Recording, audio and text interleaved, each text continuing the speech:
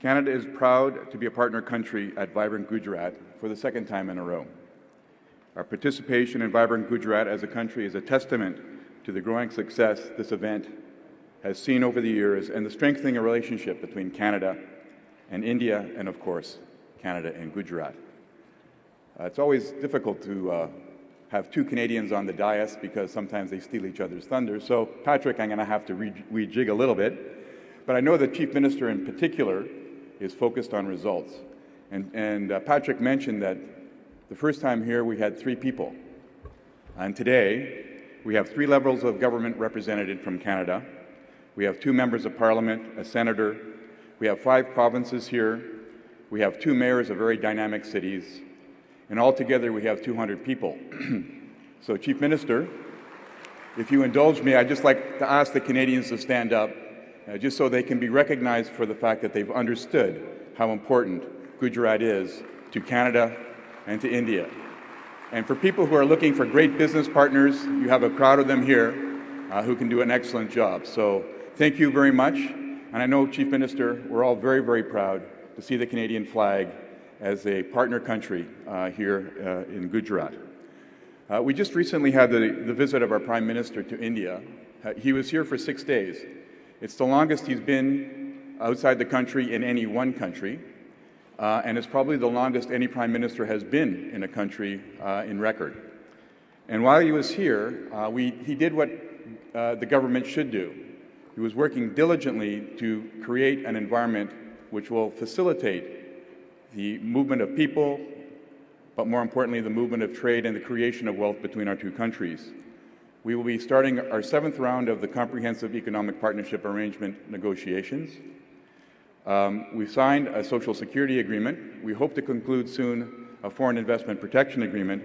But most importantly, and not a lot of people understand this, while the Prime Minister was here, we concluded the administrative arrangements for our Nuclear Cooperation Agreement. Why is that significant? Well, basically, it's put behind us 35 years of history between our 2 countries, and now we're just looking forward in terms of being able to build a relationship in that particular part of the energy sector. So when you take a look at what we are trying to do here in India, we have to have a strategic approach, much like the Chief Minister has taken with Gujarat. And for Canada, we see 4 areas of strategic importance for us with India. The first area, of course, is food security. And Canada already plays a very significant role in terms of India's food security.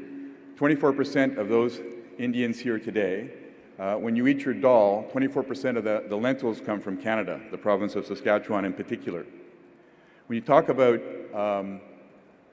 companies like McCain's, who are a large investor in the state of Gujarat, not only is McCain's creating wealth in the context of their own business, but what they're doing is creating opportunity for Gujaratis. It took them 7 years to develop their strategy for India. And when they started, they had to realize they had to change the business model for what they do here, in particular, how they go about doing their farming. Today, they employ over 12,000 Gujarati farmers and have increased the wealth. And if you ever go to their factory and take a look at the pictures when they started of the farmers who were tilling the fields and take a look at them today, you can see, and just in terms of how they dress, the economic development that they've been able to achieve. The second area of importance is education, and how Canadian educational institutions, and there are a number of them here as part of Vibrant Gujarat, can participate in elevating the levels of education here in specific and key sectors, but also providing opportunities for young, dynamic Gujaratis to come to Canada to learn. The third area is energy security. Now, Canada has been in India for over 60 years in the hydroelectric sector, and we have very strong Canadian companies operating here. And now, of course, nuclear, we're back in the game in India, but more importantly, in some ways, we'll be able to work with India in terms of providing oil and gas. Now, Canada is sitting on the 2nd largest reserves of oil in the world, and we have more gas than we as a country of 33 million people, need.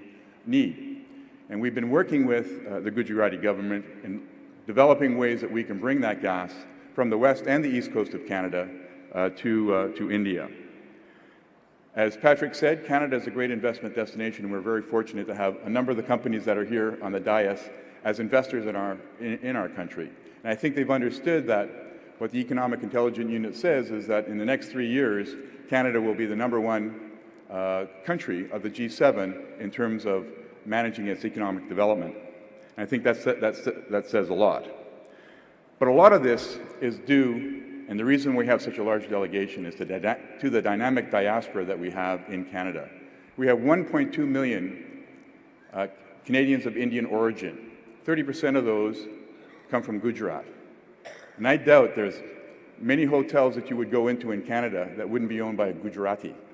And they have done such a wonderful job, not just in terms of being such successful entrepreneurs and business people, but they're engaged in the politics of our country, they're engaged in the communities, they're engaged in the educational institutions. They come back to Gujarat to invest, but they also come back to Gujarat with philanthropic approaches, which I think states a lot to what the diaspora is all about here in Gujarat, and I congratulate them for doing that.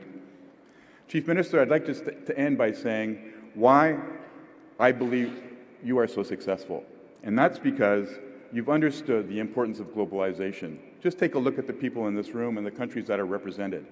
For India to engage, they have to engage globally, and you've created the environment for that to happen, and you should be congratulated for that.